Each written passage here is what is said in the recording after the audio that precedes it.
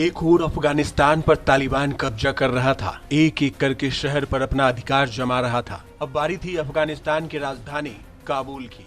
काबुल पर जैसे ही तालिबानियों ने कब्जा करना शुरू किया, वैसे ही अफगानिस्तान के राष्ट्रपति अशरफ गनी देश छोड़ भाग गए।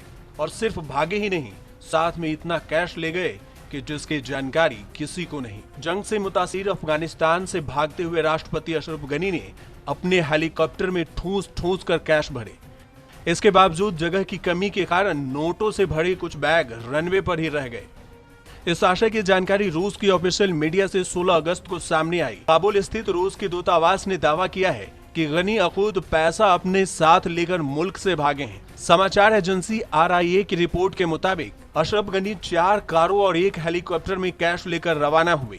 गनी को कुछ कैश छोड़ना पड़ा क्योंकि उनके पास पैसे रखने की जगह नहीं बची थी।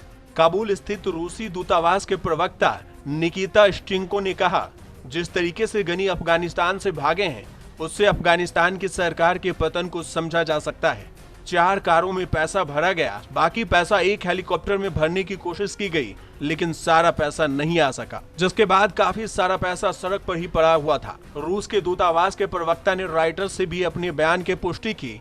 उन्होंने रॉयटर्स से अपनी सूचना के स्रोत के तौर पर कई प्रत्यक्षदर्शियों का हवाला दिया।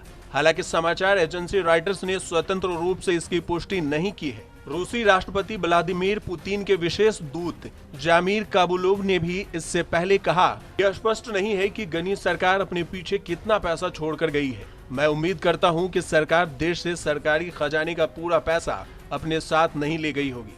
अगर कुछ बचा होगा तो आगामी बजट के लिए अच्छा रहेगा। हालांकि इस वक्त गनी कहां हैं, इस बारे में कोई जानकारी नहीं है। ऐसा भी बताया जा रहा है कि अफगानिस्तान पर तालिबान के कब्जे के बाद देश छोड़कर निकले राष्ट्रपति अशरफ गनी अब अमेरिका जा सकते हैं।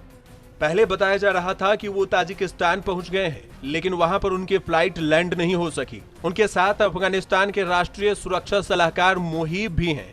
गनी ने 15 अगस्त को देश छोड़ने को लेकर सफाई दी, कहा कि वह खून खराबे से बचने के लिए देश छोड़कर चले गए। देश छोड़ने को लेकर हो रही आलोचना के बीच अशरफ गनी ने सोशल मीडिया के जरिए सफाई पेश की।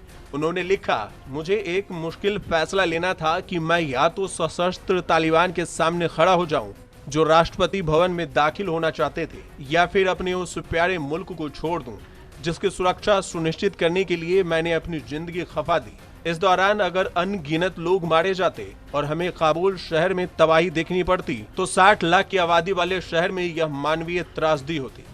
बता दें कि अफगानिस्तान पर 1996 से 2001 तक तालिबान की हुकूमत थी और 11 सितंबर 2001 को अमेरिका में वर्ल्ड ट्रेड सेंटर पर हुए हमले के बाद अमेरिका नीत सैन्य बलों ने देश से उनकी हुकूमत को खत्म कर दिया था। लेकिन अब 20 साल बाद एक बार फिर से अमेरिकी सैनिक के निकलते ही अफगानिस्तान पर तालिबान ने कब्जा जमा लिया है।